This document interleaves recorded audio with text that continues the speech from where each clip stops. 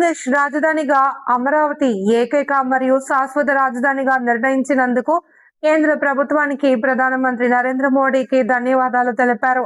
ఈ నిర్ణయం కోసం కృషి చేసిన చంద్రబాబు నాయుడు మరియు పవన్ కళ్యాణ్ నేతృత్వంలోని కూటమి ప్రభుత్వాన్ని పార్లమెంటు టీడీపీ ఉపాధ్యక్షుడు గాలి కృష్ణ కొనియాడారు. అమరావతి అందరికీ అందుబాటులో ఉండే రాజధాని అని, గతంలో చంద్రబాబు నాయుడు పుణ్యనదుల నుండి మట్టి నీరు తెచ్చి పునాది వేయడం ద్వారా దీనికి బలమైన పునాది వేశారని, డబుల్ ఇంజన్ సర్కార్లో రాష్ట్రంలో కూటమి ప్రభుత్వం, కేంద్రంలో ఎన్డీఏ ప్రభుత్వం కలిసి పనిచేయడం వల్ల రాష్ట్రం అభివృద్ధి చెందుతుంది అని ఆయన ఆశాభావం వ్యక్తం చేశారు. ప్రతిపక్షంపై విమర్శలు గత 5 ఏళ్లలో వైఎస్ఆర్సీపీ పాలనను ఆయన విమర్శించారు. మాజీ ముఖ్యమంత్రి జగన్మోహన్ రెడ్డి ప్రవర్తన మరియు భాషపై అసహనం వ్యక్తం చేస్తూ ప్రజలు మార్పును కోరుకుంటున్నారు అని అన్నారు. ఆంధ్రప్రదేశ్ ఉజ్వల భవిష్యత్ కోసం మరియు రాబోయే తరాల కోసం ప్రజలందరూ కూటమి ప్రభుత్వానికి అండగా ఉండాలి అని విజ్ఞప్తి చేశారు. అమరావతిని ప్రపంచ పటంలో నిలబెట్టాలన్న చంద్రబాబు నాయుడు కలకు కేంద్రం మద్దతు పలకడం 6 కోట్ల ఆంధ్రుల విజయంగా ఆయన అభివర్ణించారు. అందరికీ నమస్కారం. ఆంధ్రప్రదేశ్ రాజధాని అమరావతి శాశ్వత రాజధానిగా, ఏకైక రాజధానిగా నిర్ణయం తీసుకున్న కేంద్ర ప్రభుత్వానికి, అలాగే నరేంద్ర మోడీ గారికి, దానికి కృషి చేసిన కూటమి ప్రభుత్వం చంద్రబాబు నాయుడు గారు, అలాగే పవన్ కళ్యాణ్ గారికి ధన్యవాదాలు తెలియజేస్తూ, అందరికీ ఆమోదయోగమైన, అందరికీ అందుబాటులో ఉన్న అమరావతి రాజధానిని నాటి ముఖ్యమంత్రి చంద్రబాబు నాయుడు గారు ఆనాటి ప్రధానమంత్రి నరేంద్ర మోడీ గారిని తీసుకువచ్చి పుణ్య నదుల నుండి తీసుకుని వచ్చిన మట్టి నీరుని ఆ పునాదిలో వేయించి ఇది బలమైన పునాది అని చెప్పి చాట చెప్పడం జరిగింది. అమరావతి రైతులే కాకుండా 6 కోట్ల ఆంధ్రుల తాలూకా అభిలాష, కోరిక నెరవేర్చి ఇది 6 కోట్ల ఆంధ్రుల విజయంగా గర్వంగా చెప్పుకోవడానికి మనకి అవకాశం కల్పించారు.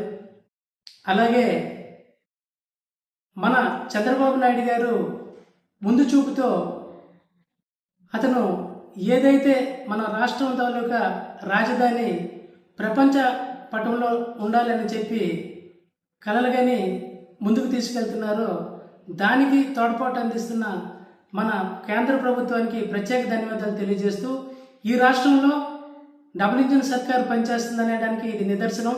చంద్రబాబు నాయుడు గారు ఏ నిర్ణయం తీసుకున్నా దానికి కేంద్రం మద్దతు పలుకుతుంది. కాబట్టి ఆంధ్రప్రదేశ్ ప్రజలందరూ ఇది గమనించాలి. ప్రతి ఒక్క పౌరుడి విజయంగా ఇది మనం స్వీకరించాలి. ఈ ప్రభుత్వానికి కలకాలం వెన్నుదన్నుగా ఉండాలి.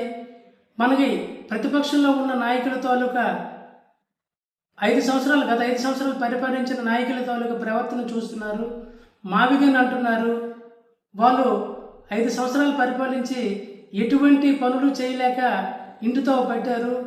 అతను మాట్లాడుతున్న భాషకి చాలామంది మావిగన్ ఏంటి, అసలు దాని అర్థం ఏంటి, చివరికి అతని పేరు జగన్, అతని పేరు వస్తుందని చెప్పి అతను చెప్తున్నారా?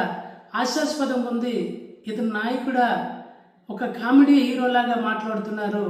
చాలామంది అతన్ని హాస్యాస్పదంగా చూస్తున్నారు.